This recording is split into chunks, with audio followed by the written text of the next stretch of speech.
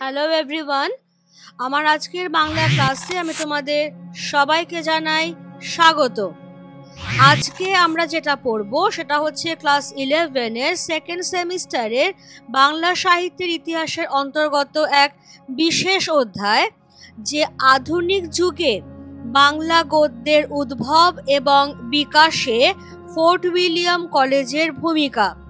সেখান থেকে কি কি পড়ব সেগুলো আমি একসঙ্গে দিয়ে দিলাম। এবারে যেটা আমার বলার সেটা হচ্ছে যে আমরা সবাই জানি বাংলা সাহিত্যের ইতিহাসকে তিনটি প্রধান যুগে বিভক্ত করা যায়: প্রাচীন যুগ, মধ্যযুগ এবং আধুনিক যুগ। খেয়াল রাখতে হবে যে প্রাচীন এবং মধ্যযুগে সাহিত্যের বাহন কিন্তু ছিল এক এবং একমাত্র পদ্য ভাষা। আধুনিক যুগে যখন ইংরেজ এবং অন্যান্য পাশ্চাত্য জাতির এদেশে আগমন ঘটল, তখন তাদের সংস্পর্শে এসে বেঙ্গল রেনেসাঁ সংঘটিত হলো। শিক্ষিত মধ্যবিত্ত বাঙালি যুবকেরা পাশ্চাত্য জ্ঞান, বিজ্ঞান, দর্শন, সাহিত্য তার সঙ্গে পরিচিত হলেন এবং তারাও বুঝতে পারলেন যে সাহিত্যের ভাষা হিসেবে গদ্য ভাষাটাই সবচেয়ে বেশি যুক্তিযুক্ত। কারণ বাস্তব জীবন যেরকম বস্তুনিষ্ঠ, যেরকম অতিরিক্ত মাত্রায় বাস্তব, সুতরাং সেই বাস্তবতাটাকে যদি প্রকাশ করতে হয় তাহলে কিন্তু সব সময় তা ছন্দময় পদ্যে প্রকাশ করা সম্ভব নয়। তার জন্য একটা আঁটো বাঁধন আছে, এই রকম কিছু দরকার, যে আঁটো বাঁধনটা আমরা গদ্য ভাষার মধ্যেই পাচ্ছি। এবার খেয়াল রাখতে হবে বাংলা সাহিত্যে গদ্যর এই যে উদ্ভব এবং বিকাশ ঘটছে, সেক্ষেত্রে কিন্তু প্রধান যে ভূমিকা নিচ্ছেন তারা খ্রিস্টান মিশনারিরা। তারা প্রথমে তৈরি করছেন শ্রীরামপুর মিশন এবং একই সঙ্গে তৈরি হচ্ছে ফোর্ট উইলিয়াম কলেজ। খেয়াল করো, শ্রীরামপুর মিশন প্রেস অর্থাৎ একটা পুঁথি একজন হাতে লিখছেন এবং আরো কয়েকজন সেটার অনেকগুলো কপি করছেন, নকল করছেন। ফলে হাতে লিখে লিখে কতগুলো নকল করা সম্ভব? 100, 150, 200। কিন্তু যখনই একটা বই ছাপাখানায় যাচ্ছে ছাপার জন্য, তখন কিন্তু একসঙ্গে সেখানে 1000, 2000, 3000 কপি বেরিয়ে যাচ্ছে। ফলে এই যে ছাপাখানার প্রতিষ্ঠা, এইটা কিন্তু বাংলা গদ্যের বিকাশকে ত্বরান্বিত করতে একটা বিশেষ ভূমিকা নিচ্ছে। এবার এই যে খ্রিস্টান মিশনারিরা, তারা এদেশে আসছেন মূলত একটা উদ্দেশ্য নিয়ে, বিভিন্ন ধর্মের মানুষকে খ্রিস্ট ধর্মে দীক্ষিত করা। সেই জন্যেই তারা খ্রিস্ট ধর্ম প্রচারের উদ্দেশ্যে, তার প্রসারের জন্য বিভিন্ন গ্রন্থ লিখছেন এবং সেই গ্রন্থগুলো যেমন শ্রীরামপুর মিশন প্রেসের যারা খ্রিস্টান মিশনারি তারাও লিখছেন, পাশাপাশি আরেকটা কলেজ তৈরি হচ্ছে যার নাম তোমরা সকলে জানো, ফোর্ট উইলিয়াম কলেজ। সেই ফোর্ট উইলিয়াম কলেজও প্রতিষ্ঠিত হচ্ছে 1800 খ্রিস্টাব্দে। আমি ফোর্ট উইলিয়াম কলেজও কথাটা বললাম কেন? কারণ এই 1800 খ্রিস্টাব্দে একই সঙ্গে ফোর্ট উইলিয়াম কলেজ এবং শ্রীরামপুর মিশন প্রেস প্রতিষ্ঠিত হচ্ছে। ফলে ফোর্ট উইলিয়াম কলেজে যে গদ্য গ্রন্থগুলি লেখা হচ্ছে সেগুলোই চলে যাচ্ছে শ্রীরামপুর মিশন প্রেসে। ফলে সেখান থেকেই সেগুলো ছাপা হয়ে বেরোচ্ছে। ফলে একদিকে বই লেখা, বই ছাপা, এইভাবে চলছে বলেই বাংলা গদ্যের উদ্ভব যেমন ঘটছে, তেমনি তার বিকাশও ত্বরান্বিত হচ্ছে। এবার আমরা তাহলে ফোর্ট উইলিয়াম কলেজ নিয়ে যদি আলাদাভাবে আলোচনা করি, তাহলে সেখানে আমরা কি কি সাব টপিক বা কি কি উপবিভাগ নিয়ে আলোচনা করব, এসো আমরা দেখে নিই। ফোর্ট উইলিয়াম কলেজের প্রতিষ্ঠা অর্থাৎ কবে, কাদের দ্বারা ফোর্ট উইলিয়াম কলেজ প্রতিষ্ঠিত হলো এবং বিশেষত কি উদ্দেশ্যে প্রতিষ্ঠিত হলো, এটা 1 নম্বর। 2 নম্বর আমরা দেখব ফোর্ট উইলিয়াম কলেজের লেখক গোষ্ঠী, অর্থাৎ এই যে একটা কলেজ তৈরি হলো তাতে কারা থাকলেন বাংলা বিভাগের জন্য, বাংলা গদ্য গ্রন্থ রচনার জন্য কাদেরকে এখানে আনা হলো, সেই তাদের কথা। তৃতীয়ত যেটা আমরা আলোচনা করব, বাংলা গদ্য সাহিত্য ফোর্ট উইলিয়াম কলেজ, অর্থাৎ বাংলা গদ্যের প্রসারে, বিকাশে, বাংলা গদ্যকে সাহিত্যের মর্যাদা দান করবার ক্ষেত্রে ফোর্ট উইলিয়াম কলেজের ভূমিকা ঠিক কতখানি। আর সব শেষে, যেরকম আমি সব ক্ষেত্রেই করে থাকি, সব অধ্যায়ের শেষেই করে থাকি, যে ওই বিশেষ অধ্যায়টি থেকে কি কি সম্ভাব্য এবং গুরুত্বপূর্ণ প্রশ্ন আসতে পারে সেগুলো দিয়ে তার উত্তর তোমাদের সঙ্গেই আমি আলোচনা করে নেব। কেমন, ক্লিয়ার সবার কাছে? এবার তাহলে চলে এসো, আমরা একটা একটা করে ছোট্ট ছোট্ট উপবিভাগে চলে যাচ্ছি।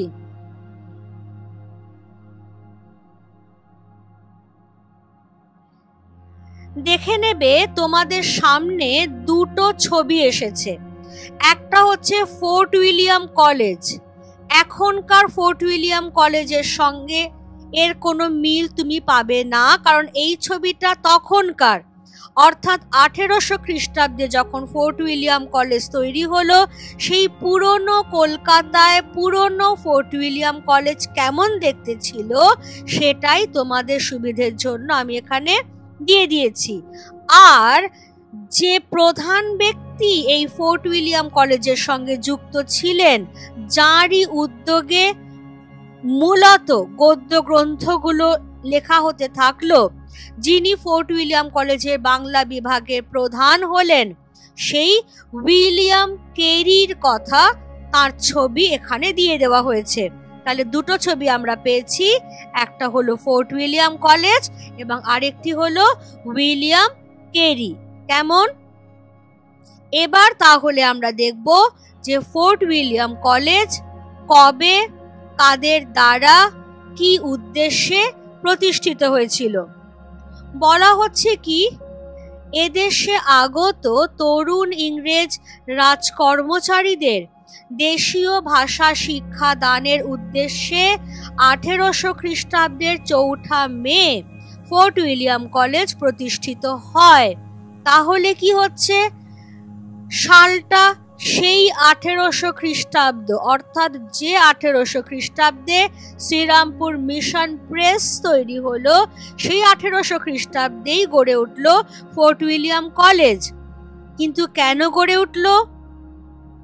এদেশে যে তরুণ ইংরেজ রাজকর্মচারীরা এলেন কাজ করতে, তাদেরকে কাজকর্ম করতে হবে এদেশেরই যারা মানুষ, তাদের সঙ্গে, অর্থাৎ বাংলা ভাষায়, দৈনন্দিন জীবনের বাংলা ভাষায় কথাবার্তা বলতে হবে। সুতরাং এদেশে আগত সেই তরুণ ইংরেজ রাজকর্মচারীদের দেশীয় ভাষা অর্থাৎ বাংলা ভাষা শেখানোর উদ্দেশ্যেই ফোর্ট উইলিয়াম কলেজ প্রতিষ্ঠিত হলো 1800 খ্রিস্টাব্দের 4 মে। কেমন? এবার 1801 সালে এর বাংলা বিভাগের প্রধান হলেন উইলিয়াম কেরি, আর বাংলা ও সংস্কৃত বিষয়ের প্রধান পণ্ডিত হলেন সংস্কৃতজ্ঞ পণ্ডিত মৃত্যুঞ্জয় বিদ্যালঙ্কার। তাহলে খেয়াল করো, খ্রিস্টান যারা আসছেন, সাহেবরা যারা, তারা কিছু ভালো উদ্দেশ্য নিয়েই আসছেন। হ্যাঁ, তোমরা এটা বলতে পারো যে তাদেরই উদ্দেশ্যে তারা এটা গড়ে তুলছেন, নিশ্চয়ই 100 বার আমিও তোমাদের সঙ্গে সহমত। কিন্তু উদ্দেশ্য যেটাই হোক না কেন, তার মধ্যে দিয়ে কিন্তু আলটিমেটলি বাংলা ভাষা, বাংলা সাহিত্য উপকৃত হচ্ছে, বিস্তৃত হচ্ছে। আর একটা জিনিসও বোধহয় খেয়াল করেছো যে খ্রিস্টান মিশনারিরা যদিও এগুলো তৈরি করছেন, সেটা শ্রীরামপুর মিশন প্রেসই বলো বা ফোর্ট উইলিয়াম কলেজই বলো, সঙ্গে কিন্তু তারা বিশেষজ্ঞ হিসেবে, পণ্ডিত হিসেবে, সংস্কৃত জানা এদেশীয় ব্যক্তি, যথাযথ বাংলায় সুপণ্ডিত এদেশীয় ব্যক্তি, তাদেরকে সঙ্গে রাখছেন। সেজন্য বাংলা বিভাগের প্রধান হচ্ছেন উইলিয়াম কেরি ডেফিনেটলি, কিন্তু বাংলা এবং সংস্কৃত বিষয়ে এক্সপার্ট হিসেবে তিনি সঙ্গে রাখছেন সংস্কৃতজ্ঞ পণ্ডিত এদেশীয় মানুষ মৃত্যুঞ্জয় বিদ্যালঙ্কারকে। অর্থাৎ এখনকার দিনে আমার বলতে বাধা নেই, কেউ অবশ্যই ব্যক্তিগতভাবে নিও না, এখনকার দিনে অনেকের মধ্যেই যে অহং ব্যাপারটা দেখা যায় না, যে প্রচন্ড একটা ইগো, যে আমি সব করছি, আমি সব করতে পারবো, এই খ্রিস্টান মিশনারিদের মধ্যে কিন্তু সত্যি বলতে কি সেই ইগো বিষয়টা আমরা দেখছি না। তারা নিশ্চুপে কাজ করে যাচ্ছেন এবং সেখানে যখন যাদেরকে দরকার তাদেরকে তারা আনছেন সাহায্যকারী হিসেবে কিন্তু নয়, বরং একই রকম পদমর্যাদা দিয়ে, যে আমরা সবাই সমান, আমরা সবাই একটা উদ্দেশ্য সাধন করবার জন্য একটা প্রতিষ্ঠান গড়ে তুললাম, যে এদেশে যে তরুণ ইংরেজ রাজকর্মচারীরা আসছে তাদেরকে আমরা বাংলা ভাষায় শিক্ষাদান করব। এর জন্য যে ধরনের বাংলা গদ্য গ্রন্থ লিখতে হবে, যে বিভিন্ন ধরনের, সেইগুলো আমরা সবাই মিলে একসঙ্গে লিখব। এই যে সবাই মিলে, তাহলে এখানেই আমরা পেয়ে যাব ফোর্ট উইলিয়াম কলেজের লেখক গোষ্ঠীর কথা। ফোর্ট উইলিয়াম কলেজের লেখক গোষ্ঠীর মধ্যে কারা রয়েছেন? প্রথমেই যার কথা আসবে উইলিয়াম কেরি এবং তার যে মুন্সি, অর্থাৎ সবসময় হয়তো তিনি লিখে উঠতে পারছেন না, তার হয়ে যিনি লিখে দিচ্ছেন সেই রামরাম বসুর কথা আসবে। নেক্সট আসবে যেটা, সেটা হচ্ছে মৃত্যুঞ্জয় বিদ্যালঙ্কার, এবং তারপরে যেটা আসবে সেটা হলো গোলকনাথ শর্মা। গোলকনাথ শর্মা। নেক্সট আসবে তারিণীচরণ মিত্র, রাজীব লোচন মুখোপাধ্যায়, চণ্ডীচরণ মুন্সি, হরপ্রসাদ রায় প্রমুখ। দেখবে পুরনো দিনের ছবি যদি তোমরা একটু সার্চ করো তাহলে কেরি সাহেবের মুন্সি বলে একটা ছবি পাওয়া যায়, অর্থাৎ যেখানে উইলিয়াম কেরি এবং তার মুন্সি রামরাম বসুকে আমরা একসঙ্গে দেখতে পাবো। মুন্সি কথাটার অর্থ আসলে লেখক। কেমন? তাহলে এই যে এতজন মানুষ, এখানে একজনই মাত্র কিন্তু আমরা সাহেবকে পাচ্ছি, খ্রিস্টান মিশনারিকে পাচ্ছি, বাকি সবাই কিন্তু দেখো বাঙালি। তারা বাংলা ভাষা সাহিত্য বিষয়ে অভিজ্ঞ, সংস্কৃত ভাষা সাহিত্য বিষয়ে তারা পণ্ডিত। এই সকলে মিলে একজোট হয়ে তারা যে লেখক গোষ্ঠীটা গড়ে তুললেন, সেই লেখক গোষ্ঠীর হাত ধরেই একটার পর একটা বাংলা গদ্য গ্রন্থ রচিত এবং প্রকাশিত হতে থাকলো। মূল উদ্দেশ্য যদিও বাংলায় আগত ইংরেজ রাজকর্মচারীদের বাংলা ভাষা শিক্ষা দেওয়া, কিন্তু তারই পাশাপাশি তার মধ্যে দিয়েই, তার সূত্র ধরেই বাংলা গদ্য তো বিকশিত হলোই, গদ্য সাহিত্য অনেক অনেক দূর পর্যন্ত এগিয়ে যেতে পারলো। তাহলে এরপর থেকেই আমার শুরু হচ্ছে বাংলা গদ্য সাহিত্যে ফোর্ট উইলিয়াম কলেজের অবদানটা ঠিক কি রকম। প্রথমেই আমরা দেখে নেব উইলিয়াম কেরির কথা। উইলিয়াম কেরি, আমি যেটা একটু আগেই বলছিলাম যে সব ইংরেজি যে খারাপ হবেন তা কিন্তু নয়। কেরি সাহেব তিনি বহু ভাষাবিদ, অর্থাৎ অনেক ভাষায় অভিজ্ঞ একজন মানুষ। এবং বাংলা ভাষায় রীতিমতো পণ্ডিত একজন ব্যক্তি। সুতরাং এই যে কেরি সাহেব, তিনি যখন দেখলেন যে বাংলা ভাষায় যথাযথ পাঠ্যপুস্তকের অভাব রয়েছে, তখন ইংরেজি ভাষায় বাংলা ব্যাকরণ লিখছেন। ডেফিনেটলি তারই পাশাপাশি তিনি কি লিখছেন, দুটো গ্রন্থ। একটা হচ্ছে কথোপকথন, 1801 সালে প্রকাশিত হচ্ছে, আর একটা হলো ইতিহাসমালা, যেটা 1812 সালে প্রকাশিত হচ্ছে। তাহলে তিনি যে কেবল ইংরেজি ভাষায় বাংলা ব্যাকরণ লিখছেন তা নয়, তিনি যখন দেখছেন যে ইংরেজ রাজকর্মচারীদের শিক্ষা দেবার জন্য ঠিকঠাক টেক্সট বুক নেই, বাংলায় পাঠ্যপুস্তক নেই, তখন নিজেই উদ্যোগী হয়ে তিনি দুটো বই রচনা করছেন। কারণ একে তো তিনি বহু ভাষাবিদ, তার উপরে বাংলা ভাষায় অভিজ্ঞ পণ্ডিত একজন মানুষ। কেমন? এবার তাহলে চলে এসো তার লেখা প্রথম যে বইটা, কথোপকথন। নামটা থেকেই পরিষ্কার, যেটা ইংরেজি নাম ডায়ালগস। তাহলে কথোপকথন মানেই দৈনন্দিন জীবনে আমরা পরস্পরের সঙ্গে যে কথাবার্তা বলি, ডেফিনেটলি এখানে সেই বিষয়টাই আসবে। দেখে নিই একটু আমরা। বাংলা ভাষায় কথাবার্তার মধ্যে দিয়ে ইংরেজ রাজকর্মচারীদের এই ভাষা ও বাঙালি সমাজের সঙ্গে পরিচয় করিয়ে দেবার জন্য বইটিতে মোট 31টি অধ্যায় আছে। এক একটা অধ্যায়ের এক এক রকম নাম। কোনোটার নাম হয়তো চাকর ভাড়াকরণ, কোনোটার নাম হয়তো স্ত্রীলোকের কথোপকথন, কোনোটার নাম হয়তো হাটের বিষয়। এইগুলো কারণ একজন বাড়ির মালিক তিনি যখন চাকর ভাড়া করবেন, সেখানে কথাবার্তা যেরকম হবে, স্ত্রীলোকের কথাবার্তার আলাদা কিন্তু একটা ছাঁদ থাকে, মেয়েলি ছাঁদের কথাবার্তা যেটাকে আমরা বলি, যেটা কেরি সাহেব খুব ভালোভাবে পর্যবেক্ষণ করেছিলেন, অবজার্ভ করেছিলেন, যে যখন মেয়েরা, স্ত্রীলোকেরা তাদের মধ্যে যখন কথাবার্তা বলছে, হ্যালা,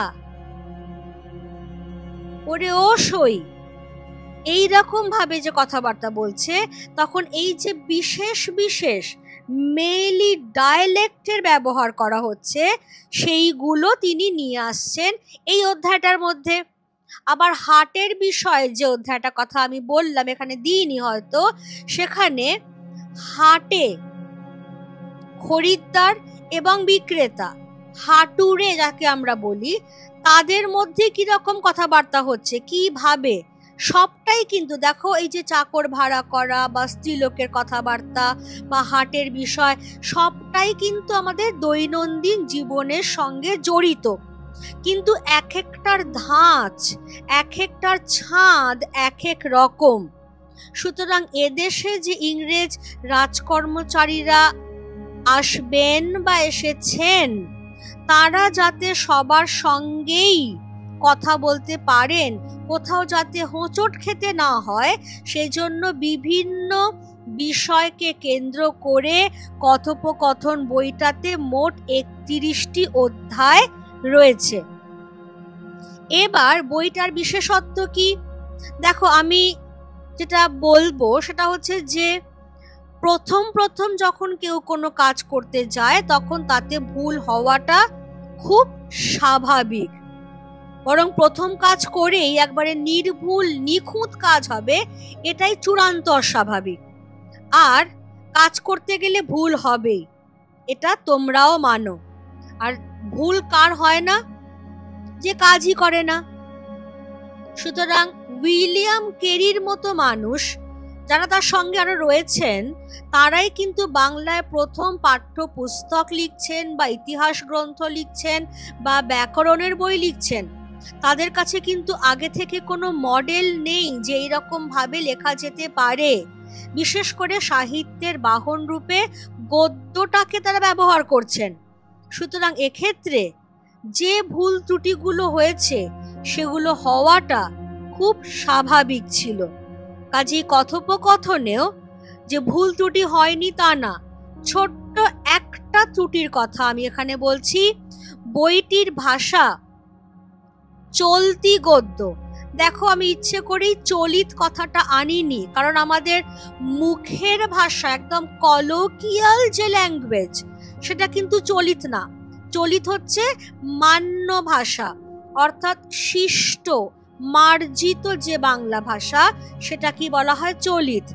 আর চলতি হচ্ছে যেটা আমার একদম ঘরে ব্যবহার করবার মতো, একদম কলোকিয়াল ফ্যামিলিয়ার যে ল্যাঙ্গুয়েজ। সুতরাং বইটির ভাষা এইরকম কলোকিয়াল ল্যাঙ্গুয়েজ, চলতি গদ্য। কিন্তু অনেক জায়গাতেই কি হয়েছে, চলিত আর সাধু ক্রিয়ার মিশ্রণ ঘটে গেছে। ইচ্ছে করে তো করেননি, কারণ একে তিনি ইংরেজ সাহেব, বাংলা ভাষায় অভিজ্ঞ, সবই ঠিক আছে। কিন্তু যখন প্রথম একটা পাঠ্যপুস্তক লিখছেন, তাকে মাথায় রাখতে হচ্ছে যে কোন কোন দৈনন্দিন জীবনের দিকগুলোকে আমি ধরবো, যাতে সেইগুলোর সঙ্গে ইংরেজ রাজকর্মচারীরা পরিচিত হতে পারে। সেইগুলো মাথায় ছিল বলেই মাঝে মাঝে কিছু কিছু জায়গায় চলিত ক্রিয়া এবং সাধু ক্রিয়ার সংমিশ্রণ ঘটেছে। এটা এমন কিচ্ছু একটা বড় বিষয় নয়, যতটা বড় বিষয় বাংলা গদ্যে প্রথম পাঠ্যপুস্তকের রচনা। কেমন? এবার তাহলে বইটাতে আমরা বহু প্রবাদ প্রবচনের ব্যবহার দেখব, কারণ আমরা যখন দৈনন্দিন জীবনে কথাবার্তা বলি, তখন আমরা অনেক রকম প্রবাদ প্রবচন ব্যবহার করে থাকি, যেগুলোকে আমরা ইডিয়ামস বলি। যেমন সোজা আঙুলে ঘি না উঠলে আঙুল বাঁকাতে হয়, কাজের সময় কাজী, কাজ ফুরলেই পাজি। এই যে দৈনন্দিন জীবনে আমরা যে প্রচুর প্রবাদ প্রবচন ব্যবহার করি, সেগুলো উইলিয়াম কেলি খেয়াল করেছিলেন, এবং যখন দৈনন্দিন জীবন নিয়েই তিনি বই লিখছেন, তখন ডেফিনেটলি তাতে প্রবাদ প্রবচনের ব্যবহার তো থাকবেই। আরো কি? আরো যেটা বলা হচ্ছে যে সেই বইটাতে, কোন বইটাতে? কথোপকথন, যেটা ডায়ালগস, সেখানে সমকালীন সমাজ জীবন এবং লোকভাষার সুন্দর সমন্বয় ঘটেছে। কারণ দৈনন্দিন জীবনটাকে তো তিনি তুলে আনছেন, আর সাহিত্য মানেই সমাজের দর্পণ। কাজেই ওই সময়কার সমাজটা কেমন ছিল, যখন তিনি হাটের বিষয় অধ্যায়টা লিখছেন বা স্ত্রীলোকের কথোপকথন লিখছেন, তাদের কথাবার্তার মধ্যে দিয়েই সেই সময়কার সমাজটা কেমন ছিল, সেই সময়কার মানুষের মুখের ভাষা কেমন ছিল, সেই সমাজ জীবন, সেই লোকভাষা, তার সুন্দর প্রয়োগ এবং যথাযথ সমন্বয় কিন্তু তিনি ঘটাতে পারছেন। এবার ইতিহাসমালা, যেটা অনেকগুলো বছর পরে প্রকাশিত হচ্ছে, অর্থাৎ 1812 সালে। সেই ইতিহাসমালা কি? ইতিহাসমালা বলতে কিন্তু এখানে কোনো হিস্ট্রির কথা বলা হয়নি। ইতিহাস বলতে এখানে গল্পকে বোঝানো হয়েছে। তাহলে এটা হচ্ছে একটা গল্পের অনুবাদমূলক গ্রন্থ, যেখানকার উপাদান তিনি বেতাল পঞ্চবিংশতি, হিতোপদেশ, পঞ্চতন্ত্র প্রভৃতি থেকে সংগ্রহ করছেন। তাহলে একটা তার স্বরচিত, যেখানে দৈনন্দিন জীবন, সমকালীন সমাজ, লোকভাষা, তার সুন্দর প্রয়োগ এবং সমন্বয় ঘটছে। আর একটা তার অনুবাদমূলক গল্প গ্রন্থ। এবং যেহেতু বেতাল পঞ্চবিংশতি, হিতোপদেশ, পঞ্চতন্ত্র সবই আদতে সংস্কৃত ভাষায় লেখা, ফলে সংস্কৃত থেকে অনুবাদ করছেন বহু ভাষাবিদ উইলিয়াম কেরি। এবারে এই যে ইতিহাসমালা, এই বইটার বিশেষত্বগুলো আমরা একটু দেখে নেব। এই বইটার ভাষা অনেক ক্ষেত্রে সংস্কৃত গন্ধি, সংস্কৃত ঘেঁষা। কারণ এক্ষুনি আমি বললাম যে আসল যে বইগুলো থেকে তিনি উপাদান নিয়েছেন, সেগুলো সবই সংস্কৃতে লেখা, ফলে সংস্কৃত থেকে যখন তিনি অনুবাদ করছেন তখন ভাষা অনেক জায়গাতেই সংস্কৃত ঘেঁষা হয়ে পড়েছে, কিন্তু তার কৃতিত্ব এটাই, সংস্কৃত ঘেঁষা হলেও গুরুগম্ভীর ভাষা কিন্তু হয়নি সেটা, বরং খুব সহজ, খুব স্বাভাবিক এবং খুব পরিচ্ছন্ন ছিমছাম ভাষায় তিনি অনুবাদটা করছেন। এটাই হচ্ছে একজন অনুবাদকের কৃতিত্ব। কারণ একজন যথাযথ অনুবাদক তিনি হবেন যিনি মূল ভাষা থেকে খুব সরলভাবে, খুব সহজ ভাষায় এমনভাবে অনুবাদ করবেন যে সেটা পড়তে মানুষের আগ্রহ তৈরি হবে, আকর্ষণ জন্মাবে। এইখানে উইলিয়াম ক্যারির কৃতিত্ব। অনুবাদ করছেন সংস্কৃত থেকে, কিন্তু অনুবাদের ভাষাটা খুব সহজ, স্বাভাবিক আর পরিচ্ছন্ন। এবার বাংলা গদ্যের অন্বয় রীতি, অর্থাৎ বাংলা গদ্যের একটা নির্দিষ্ট অন্বয় রীতি আছে, কর্তা কর্ম ক্রিয়া, অর্থাৎ কিভাবে তুমি পদগুলোকে বসাবে। সেই বাংলা গদ্যের যে নিজস্ব অন্বয় রীতি সেটা কিন্তু উইলিয়াম ক্যারি বজায় রাখতে পারছেন। তাহলে বুঝতেই পারছো যে বাংলা ভাষায় কতখানি দক্ষ হলে একজন খ্রিস্টান মিশনারির পক্ষে বাংলা গদ্যের অন্বয় রীতি যথাযথভাবে অনুসরণ করা সম্ভব। আর সবচেয়ে বড় কথা যে এই ইতিহাস মালাই হচ্ছে বাংলায় লেখা প্রথম আখ্যান গ্রন্থ, অর্থাৎ সোজা কথা যেটাকে আমরা বলি গল্পের বই। আমরা এখন বলি না যে তুমি গল্পের বই পড়ো, তাহলে এই যে গল্পের বই এটাকে আর একটু শুদ্ধ বাংলায় বলা হয় আখ্যান গ্রন্থ। তাহলে বাংলায় লেখা প্রথম গল্পের বই হচ্ছে ইতিহাসমালা, এবং বাংলায় লেখা প্রথম গল্পের বইয়ের লেখক হচ্ছেন উইলিয়াম ক্যারি। ক্লিয়ার? এবারে তাহলে আমরা উইলিয়াম ক্যারি বা ক্যারি সাহেবের মুন্সি রামরাম বসুর কথায় চলে যাই।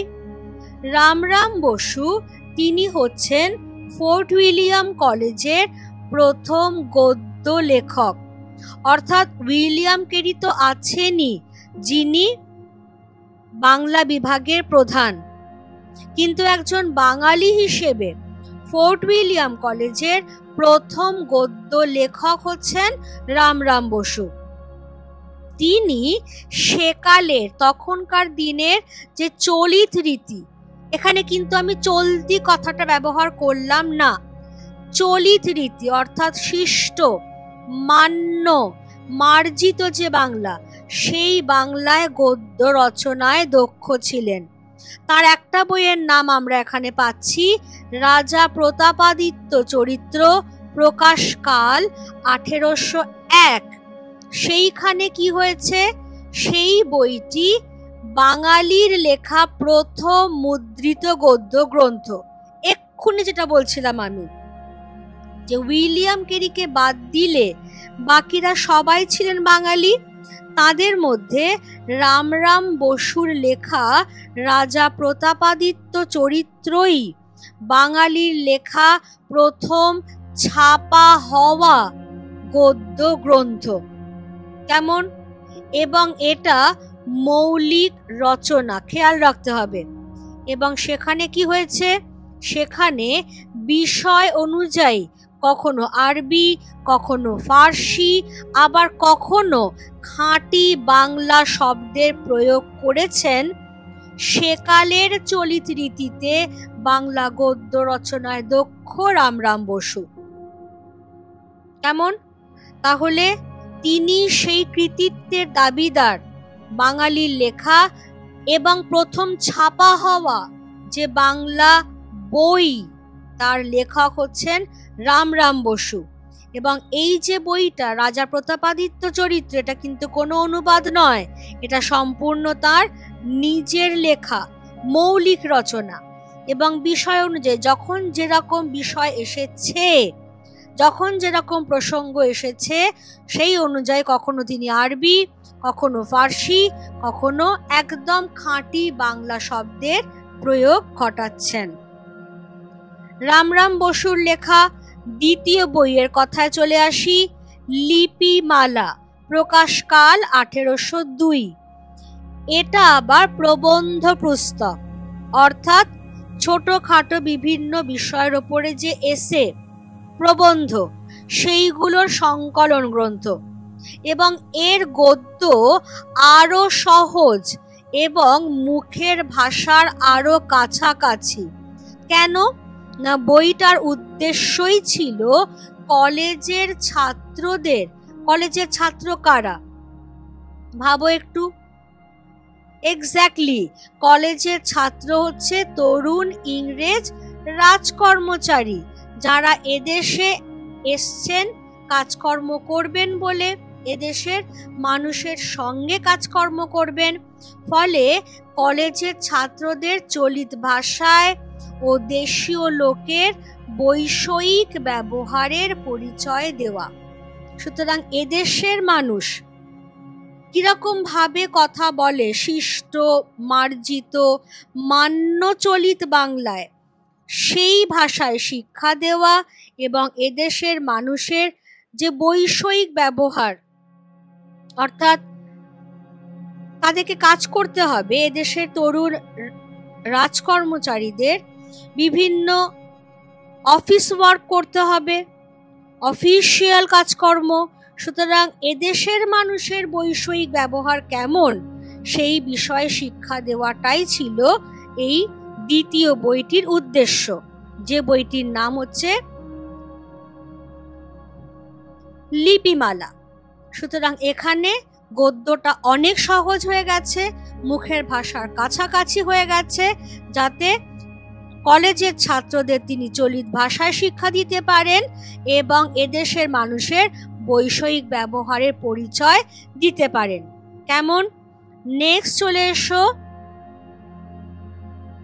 মৃত্যুঞ্জয় বিদ্যালঙ্কার, অর্থাৎ ফোর্ট উইলিয়াম কলেজের বাংলা ও সংস্কৃত বিষয়ের প্রধান পণ্ডিত মশাই, যিনি সংস্কৃত ভাষায় যিনি সুদক্ষ, সেই মৃত্যুঞ্জয় বিদ্যালঙ্কারের কথা আমরা এবার পরপর দেখব। তিনি হচ্ছেন কলেজের লেখক গোষ্ঠীর মধ্যে সর্বপ্রধান, কারণ উইলিয়াম কেরি তিনি মূলত খ্রিস্টান মিশনারি, বহু ভাষাবিদ, বাংলা ভাষায় সুদক্ষ, কিন্তু তিনি বাঙালি নন। রামরাম বসু তিনি বাঙালি, কিন্তু তার পাণ্ডিত্য ততটাও নয় যতটা মৃত্যুঞ্জয় বিদ্যালঙ্কারের, কারণ তিনি সংস্কৃত ভাষায় সুপণ্ডিত একজন মানুষ, সেই জন্যেই তার উপাধিটাই হচ্ছে বিদ্যালঙ্কার, অর্থাৎ বিদ্যার অলঙ্কার। সেই জন্যেই ফোর্ট উইলিয়াম কলেজের লেখক গোষ্ঠীর মধ্যে তিনি হচ্ছেন সর্বপ্রধান। এবার ফোর্ট উইলিয়াম কলেজের ছাত্রদের জন্য তিনি মোট 5টি বই লিখছেন। কি কি? 1 নম্বর বই হচ্ছে 32 সিংহাসন, 1802 সালে প্রকাশ। 2 নম্বর রাজাবলি, 1808 সালে প্রকাশ। 3 নম্বর হচ্ছে হিতোপদেশ, এটাও 1808 সালে প্রকাশ। 4 নম্বর হচ্ছে প্রবোধ চন্দ্রিকা, 1813 সালে প্রকাশ। এবং 5 নম্বর হচ্ছে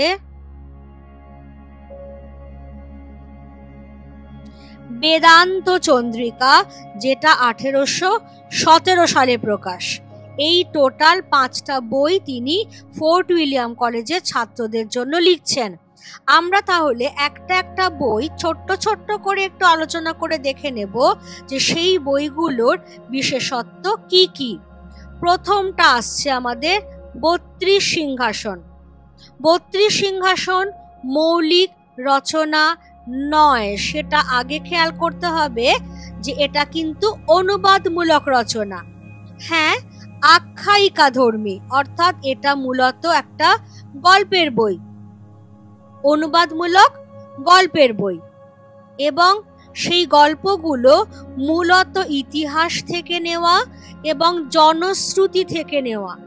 অর্থাৎ ইতিহাস এটার একটা সোর্স তো বটেই, তেমনি লোকের মুখে মুখে যে গল্পগুলো প্রচলিত ছিল বা এখনো আছে সেইগুলোকেই তিনি তার বইয়ের বিষয়বস্তু হিসেবে গ্রহণ করেছেন, ইতিহাস থেকেও বিষয় নিয়েছেন। ভাষা বর্ণনামূলক সাধু ভাষা। এই এতক্ষণে আমরা এর আগে যে দুজনকে নিয়ে কথাবার্তা বললাম তাদের মধ্যে কেউই কিন্তু সাধু ভাষায় তারা গদ্য গ্রন্থ রচনা করেননি। তাহলে বর্ণনামূলক সাধু ভাষায় গদ্য গ্রন্থ রচনা করছেন কে? মৃত্যুঞ্জয় বিদ্যালঙ্কার।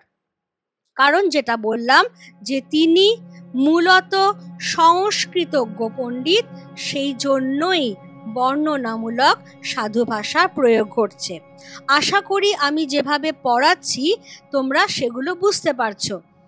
আর সবাইকেই আমি বলবো যে যে জায়গাগুলো বুঝতে পারছো না, তোমরা শেখবার জন্যই ক্লাসে আসছো, জেনে শুনে শিখে কেউ ক্লাসে আসে না।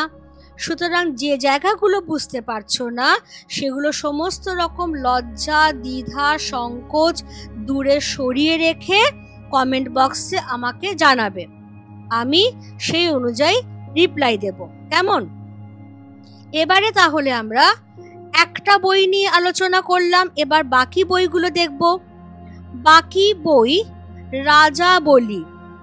রাজাবলি বইটা কি? রাজাবলি বইটার বিশেষত্ব হচ্ছে যে এটা বাংলায় লেখা ভারতের প্রথম ধারাবাহিক ইতিহাস। খুব গুরুত্বপূর্ণ এই কারণে, অর্থাৎ ভারতবর্ষের যে ইতিহাস এর আগে সেই ইতিহাসের ধারাবাহিকতাটা কেউই কিন্তু লিপিবদ্ধ করেননি।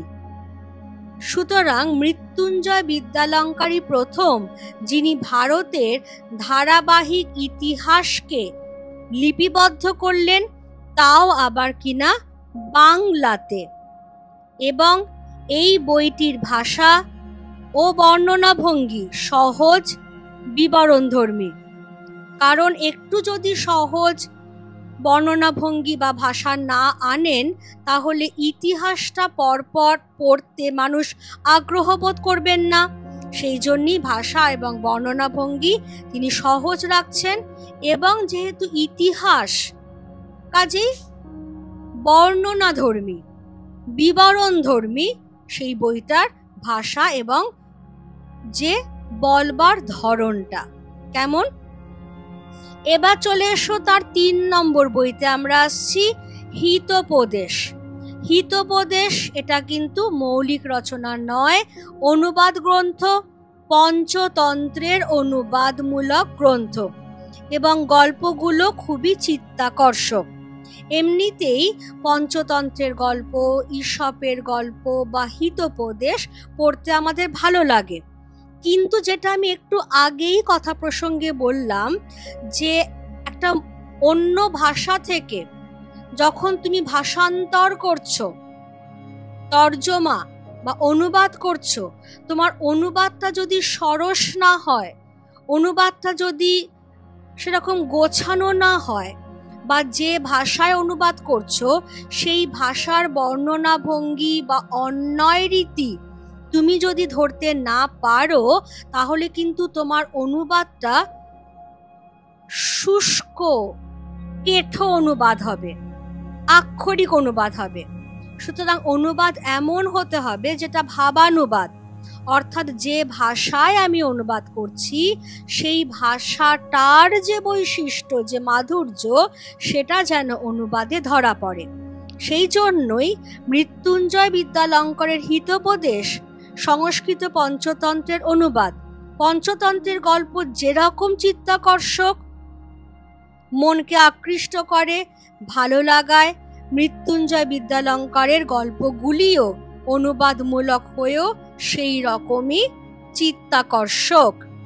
কেমন? এবারে তাহলে আমরা নেক্সট দেখে নিচ্ছি যে এই হিতোপদেশ বইটির আর কি কি বৈশিষ্ট্য। কোথাও কোথাও রঙ্গকৌতুক আছে, কোথাও উপদেশ রয়েছে, কোথাও আবার এমনি বর্ণনাই রয়েছে। এই যে বিভিন্ন রকম ভ্যারিয়েশন তিনি আনছেন, যে শুধুই টানা গল্প বলে যাওয়া নয়, টানা গল্প বলা হচ্ছে, কোথাও কিছু উপদেশ দেওয়া হলো, কোথাও একটু হাসি মজা ঠাট্টা করা হলো। এটাই বইটাকে একটা স্বতন্ত্র মর্যাদা প্রদান করেছে। কেমন? ভাষা সংস্কৃত ঘেঁষা গুরুভার, কারণ তিনি সংস্কৃত পঞ্চতন্ত্রের অনুবাদ করছেন, ফলে ভাষা সংস্কৃত ঘেঁষা গুরুভার। কিন্তু এখানে কিন্তুটা কি? বুঝতে আমাদের অসুবিধে হচ্ছে না, চিত্তকে আকৃষ্ট করছে। কারণ যেখানে একটাও গল্পের বই ছিল না, সেখানে একটার পর একটা গল্পের বই কিন্তু তারা রচনা করছেন। আর গল্পের বই পড়তে কে না ভালোবাসে? সুতরাং যখন একটা ঠিকঠাক বাংলা গল্পের বই আমি পাচ্ছি, সেটা মৌলিক রচনাই হোক কি অনুবাদমূলকই হোক, সেইটা যদি ভালো লেখা হয় তাহলে আমার চিত্তকে আকৃষ্ট করবে। সেই জন্যই ভাষা সংস্কৃত ঘেঁষা গুরুভার হলেও বইটা পাঠককে আকৃষ্ট করছে। সেই জন্যই আমি এখানে একটা বড় টিক মার্ক করে দিলাম। এবারে নেক্সট কি আসছে? নেক্সট গ্রন্থ যেটা আসছে প্রবোধ চন্দ্রিকা, 4 নম্বর বই। প্রবোধ চন্দ্রিকা এটি আসলে একটি সংকলন গ্রন্থ। এবং কিসের সংকলন? সংস্কৃত ব্যাকরণ, অলঙ্কার, নীতিশাস্ত্র, ইতিহাস, পুরাণ, বিভিন্ন জায়গা থেকে এর কাহিনীগুলি সংগৃহীত হয়েছে। অর্থাৎ এই সমস্ত জায়গা থেকে কাহিনীগুলো এক জায়গায় করে আনছেন বলেই বইটাকে বলা হচ্ছে সংকলনমূলক একটা গ্রন্থ। এখানে আবার কি হয়েছে? ভাষাতে তিনি একই সঙ্গে কথ্য রীতির প্রয়োগ করছেন, সাধু রীতির প্রয়োগ করছেন, সংস্কৃত রীতির প্রয়োগ করছেন। কারণ খেয়াল রাখতে হবে বিষয়গুলো কি? বিষয়গুলো অলঙ্কার শাস্ত্র, নীতিশাস্ত্র, ইতিহাস, পুরাণ, ব্যাকরণ। সেই জন্যেই সাধু ভাষার প্রয়োগ তো ঘটবেই, সংস্কৃত রীতির প্রয়োগও ঘটবে, পাশাপাশি যাতে মানুষের পড়তে ভালো লাগে, আগ্রহ তৈরি হয়, সেই জন্য কথ্য রীতিরও ব্যবহার করছেন। 3টে রীতির একসঙ্গে প্রয়োগ হচ্ছে। তাহলে ভাবো তখনকার দিনের মানুষ কতখানি পাণ্ডিত্য ছিল তাদের, যে তারা একই সঙ্গে কত রকম রীতি, কত রকম বিষয়ের প্রয়োগ ঘটাচ্ছেন একটা গ্রন্থে। এখানেও আমরা দেখছি প্রবাদ প্রবচনের ব্যবহার বইটিকে বিশিষ্টতা প্রদান করেছে। অর্থাৎ তুমি যেটা আমি একটু আগে বলছিলাম, যে যে ভাষাতে অনুবাদ করেছো সেই ভাষার বৈশিষ্ট্য, অন্যয় রীতি তোমাকে গ্রহণ করতে হবে।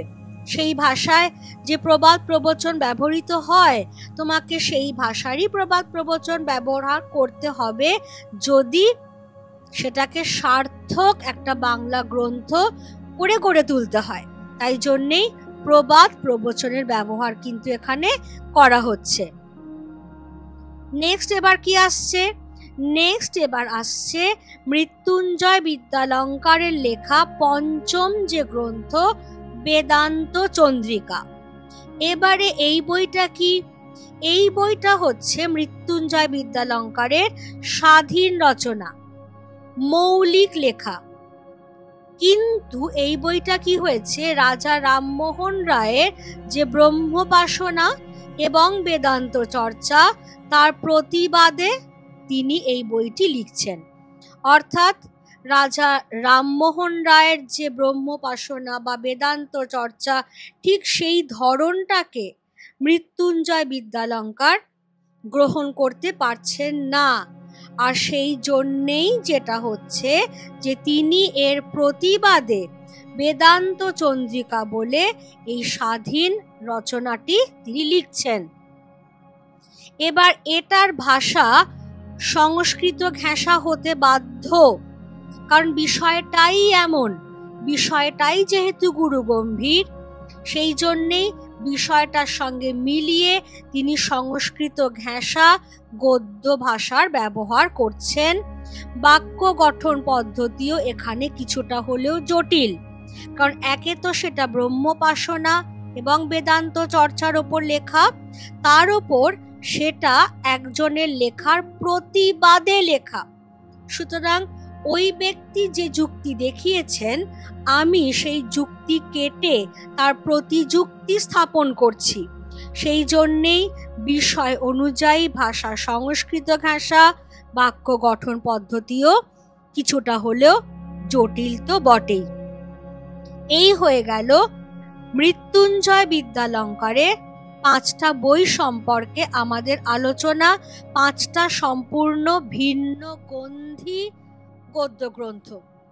এবারে আমরা দেখে নেব ফোর্ট উইলিয়াম কলেজের অপ্রধান লেখক গোষ্ঠীর কথা, অর্থাৎ যারা অতটা বিখ্যাত নন, কিন্তু তাদের অবদানও কিছু কম নয়, কারণ তারাও যে একটা দুটো গদ্য গ্রন্থ লিখে গেছেন এবং সেগুলো ছাপা হয়েছে, সেগুলোর মধ্য দিয়েও কিন্তু গদ্য সাহিত্য প্রসারতা পেয়েছে। সুতরাং তাদেরকেও অবহেলা করবার কোনো উপায় আমাদের নেই। কিন্তু হ্যাঁ, উইলিয়াম কেরি, রামরাম বসু বা মৃত্যুঞ্জয় বিদ্যালঙ্কারের তুলনায় তারা কিছুটা কম প্রভাব ফেলেছেন বাংলা গদ্যের ক্ষেত্রে, কিন্তু হ্যাঁ, প্রভাব তো ফেলেছেন। প্রথমেই আসছেন গোলকনাথ শর্মা। তার লেখা একটি বই পাচ্ছি আমরা, হিতোপদেশ, প্রকাশকাল 1802। এটি মূলত অনুবাদ গ্রন্থ। দ্বিতীয় জন হচ্ছেন তারিণীচরণ মিত্র। তার বইটির নাম দ্য ওরিয়েন্টাল ফেবুলিস্ট, প্রকাশকাল 1803, এবং এটি মূলত ঈশপের গল্পের অনুবাদ। আমি বোধহয় একটু আগেই পড়াতে পঞ্চতন্ত্রের গল্প, ঈশপের গল্প এগুলো বলছিলাম, যে গল্পগুলো এমনিতেই মনকে আকৃষ্ট করে, পড়তে ভালো লাগায়। তো সেই ঈশপের গল্পের অনুবাদমূলক গ্রন্থ হচ্ছে দ্য ওরিয়েন্টাল ফেবুলিস্ট, লেখক তারিণীচরণ মিত্র। পরের জন হলেন চণ্ডীচরণ মুন্সী। তার লেখা বইটির নাম তোতা ইতিহাস, প্রকাশকাল 1805। এটিও অনুবাদ গ্রন্থ। হরপ্রসাদ রায়, তার বইয়ের নাম পুরুষ পরীক্ষা, প্রকাশকাল 1815। বিদ্যাপতি যে পুরুষ পরীক্ষা বলে গ্রন্থটি লিখেছিলেন, তার অনুবাদ। সুতরাং এইটা থেকে একটা সাধারণ বৈশিষ্ট্য বা কমন ফ্যাক্টর তোমরা বুঝতে পারছো, যে এই যে অপ্রধান লেখক গোষ্ঠী, এরা যে কটি গদ্য গ্রন্থ লিখেছেন সব কটিই কিন্তু অনুবাদমূলক। তারা কিন্তু কেউই কোনো মৌলিক বা স্বাধীন রচনা লেখেননি। কিন্তু তা হলেও যেহেতু এগুলো বাংলা গদ্যতে লেখা, তাই গদ্য ভাষার বিকাশে, গদ্য সাহিত্যের প্রসারে এগুলোর ভূমিকা অবশ্যই রয়েছে। এরপরে আমরা একদম ছোট্ট করে দেখে নেব তাহলে, যে বাংলা গদ্য সাহিত্যের উদ্ভবের যুগে তার বিকাশের ক্ষেত্রে ফোর্ট উইলিয়াম কলেজ ঠিক কেমন ভূমিকাটা নিচ্ছে। বাংলা গদ্যের বিকাশে ফোর্ট উইলিয়াম কলেজের অবদান অপরিসীম, যার কোনো সীমা নেই।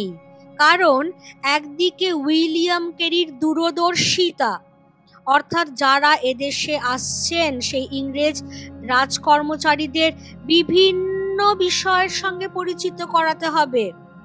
মালিক চাকর তাদের কথাবার্তা কিরকম, বিশেষভাবে স্ত্রীলোকদের কথাবার্তা কিরকম, হাটের কথাবার্তা কিরকম হতে পারে, এই রকম।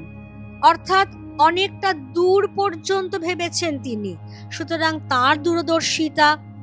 রামরাম বসুর স্বকীয়তা, অর্থাৎ তার অধিকাংশ যে স্বাধীন রচনা তার মধ্যে তিনি যে বিভিন্ন গদ্য রীতির প্রয়োগ করছেন, মুখের ভাষা নিয়ে আসছেন, বাংলা অন্যয় রীতি আনছেন সেইটা।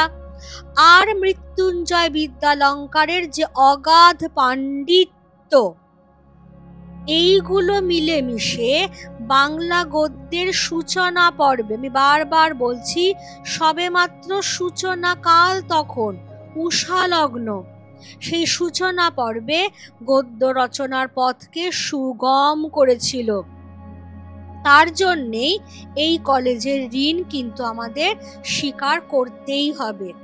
অর্থাৎ তাদের সামনে কোনো মডেল ছিল না, কিন্তু তা সত্ত্বেও কারোর দূরদর্শিতা, কারোর স্বাতন্ত্র্য, কারোর পাণ্ডিত্য সমস্ত কিছু মিলে মিশে বাংলা গদ্যের সেই আদি পর্বে গদ্য রচনার পথকে যেভাবে সুন্দর মসৃণ করে গড়ে দিয়েছিল, তার ওপর দিয়েই কিন্তু হাঁটতে লাগলেন পরবর্তীকালের বাংলা গদ্য রচয়িতারা।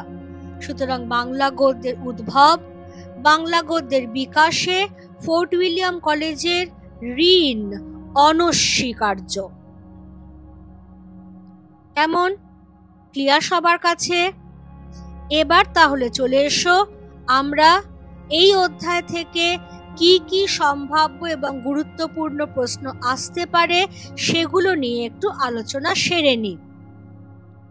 কোয়েশ্চেন নাম্বার 1 একটা ফ্ল্যাট 5 মার্কসের কোয়েশ্চেন। সেখানে কি বলা হচ্ছে না, বাংলা গদ্যের উদ্ভব এবং বিকাশে ফোর্ট উইলিয়াম কলেজের অবদান, অর্থাৎ অ্যাজ আ হোল তোমাকে আনতে হচ্ছে।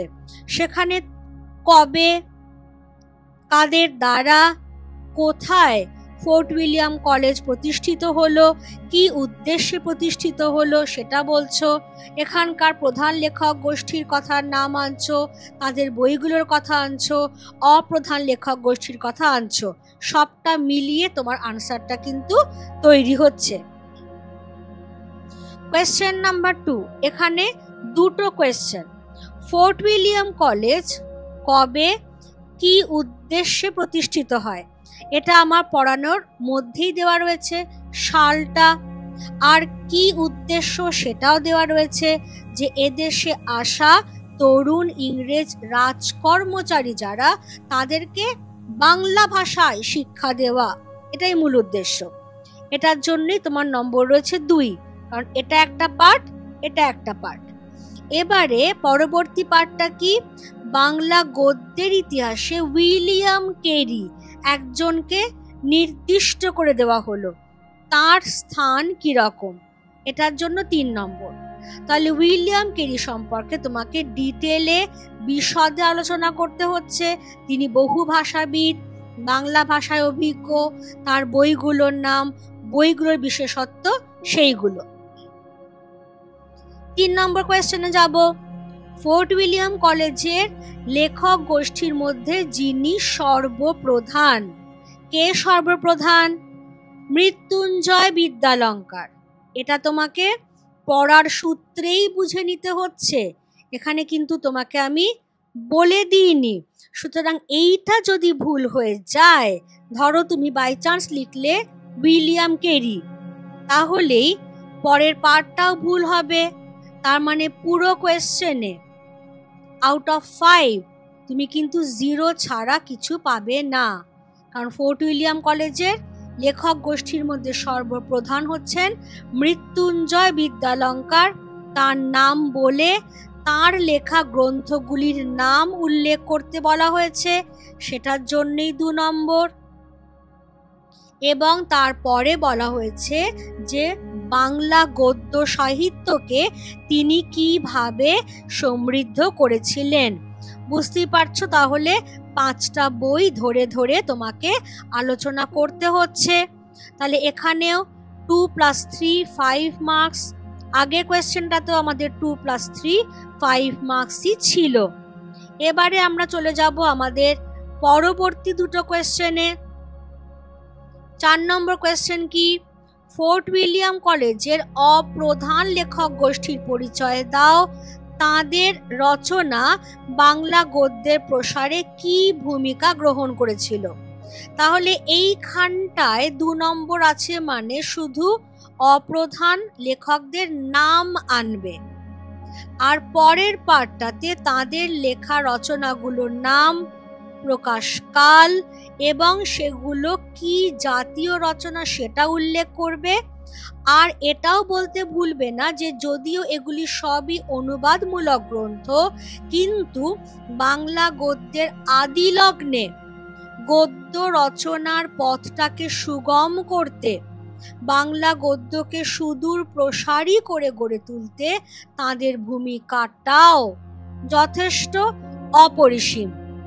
কেমন? অর্থাৎ তারাও কিন্তু অবহেলার পাত্র নন, এটা তোমাকে বুঝিয়ে দিতে হবে। তাহলে এখানেও 2 + 3 5 নম্বরের প্রশ্ন পাচ্ছ। কোয়েশ্চেন নাম্বার 5-এ চলে যাব। রামরাম বসু কে ছিলেন? 2 নম্বর পার্ট কোয়েশ্চেন, বাংলা গদ্য সাহিত্যের ইতিহাসে তার নাম স্মরণীয় কেন? তাহলে রামরাম বসুর পরিচয়টা দেবে, যে তিনি ফোর্ট উইলিয়াম কলেজের কি ভূমিকা অবলম্বন করেছিলেন, সেই জায়গাটা দেখবে। রামরাম বসুকে নিয়ে যখন শুরু হয়েছে তখন সেখানে আমার দেওয়াই ছিল, এইটা বলে নেবে এবং উল্লেখ করে দেবে যে তিনি হচ্ছেন কেরি সাহেবের মুন্সি, এইটা। এবার তার বইগুলোর নাম, বইগুলোর বিশেষত্ব, তার ভাষা, তার অন্বয় রীতি সব মিলিয়ে বাংলা গদ্যকে তিনি কিভাবে সমৃদ্ধ করছেন সেইটা বলাই হচ্ছে তোমার 3 নম্বরের উত্তরের মূল উপজীব্য। সব মিলিয়ে এটাও আমরা একটা 5 মার্কসের কোয়েশ্চেন পেয়ে গেলাম। সব কটাই তাহলে 5 মার্কসের কোয়েশ্চেন, কারণ ক্লাস 11-এর সেকেন্ড সেমিস্টারে আমরা কোনো 1 মার্কের কোয়েশ্চেন পাবো না, হয় 2+3 5 বা একটা ফ্ল্যাট 5 মার্কসের কোয়েশ্চেন পাবো। কাজেই যখন পড়াটা তৈরি করবে তখন কনসেপ্ট যেন একদম ক্লিয়ার থাকে, নিজের মনের মধ্যে যেন একদম ঝকঝকে থাকে, তাই বুঝে বুঝে নিয়ে পড়বে। আমি ঠিক যেভাবে লিখেছি তুমি ঠিক সেভাবেই লিখলে তা তো হয় না, বুঝে নাও, বুঝে নিয়ে তোমার মতো করে লেখো যাতে পয়েন্টগুলো সব একই রকম থাকে। তাহলে এখানেই আমি আজকের পড়া শেষ করছি। কারোর যদি কোনো জায়গায় বুঝতে অসুবিধে থাকে, কোনো কোয়েরি থাকে, তাহলে সব রকম দ্বিধা মুছে ফেলে আমাকে কমেন্ট বক্সে জানাবে, আমি তোমাদের কমেন্টের অপেক্ষায় থাকবো। আর কেউ যদি ভবিষ্যতে বাংলা নিয়ে কিভাবে তোমরা পড়তে পারো বা বাংলা পড়াটাকে তোমরা কিভাবে একটা রুটিনের মধ্যে ফেলতে পারো, বাংলা নিয়ে পড়ে তোমাদের ভবিষ্যৎ পরিকল্পনা কি হতে পারে, এই সংক্রান্ত যাবতীয় কিছু আলোচনার জন্য তোমরা সরাসরি আমার সঙ্গে টপমেটে কন্ট্যাক্ট করতে পারো, যার লিংক ডেসক্রিপশনে দেওয়া রয়েছে। কেমন? আজকে ক্লাস তাহলে আমি এখানেই শেষ করছি। Thank you everybody.